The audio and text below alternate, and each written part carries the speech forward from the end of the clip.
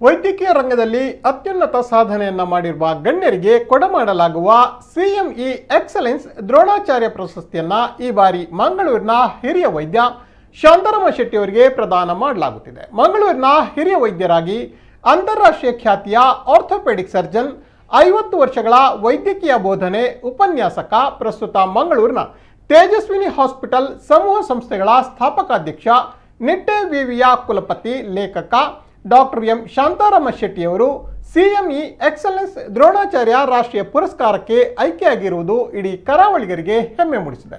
1942ರ April 14ರಂದು Dakshina Kannada ಜಿಲ್ಲೆಯ ಮೂಡ್ಲಕಟ್ಟೆ ದೊಡ್ಡಮನೆಯ ಕಿದಿಯೂರು ತೇಜಪ್ಪ ಶೆಟ್ಟಿ ಮತ್ತು ಮೊಳಹಳ್ಳಿ ವಿಶಾಲಾಕ್ಷಿ ಶೆಟ್ಟಿ ದಂಪತಿ ಪುತ್ರನಾಗಿ ಬನ್ಸ್ ಮನೆದಲ್ಲಿ ಜನಿಸಿದರು. ಮಂಗಳೂರಿನ ಸೈಂಟ್ ಅಲೋಸಿಯಸ್ ಕಾಲೇಜಿನಲ್ಲಿ ವಿದ್ಯಾಭ್ಯಾಸ ಮಾಡಿದ್ದ ಅವರು ಮೈಸೂರಿನ ಸರ್ಕಾರಿ ಮೆಡಿಕಲ್ ಕಾಲೇಜಿನಲ್ಲಿ ತನ್ನ ಉನ್ನತ ವ್ಯಾಸಂಗವನ್ನು ಪೂರ್ಣಗೊಳಿಸಿ ವೈದ್ಯಕೀಯ ರಂಗದಲ್ಲಿ ಸಾಕಷ್ಟು ಸಾಧನೆಗಳನ್ನು ಮಾಡಿದವರು.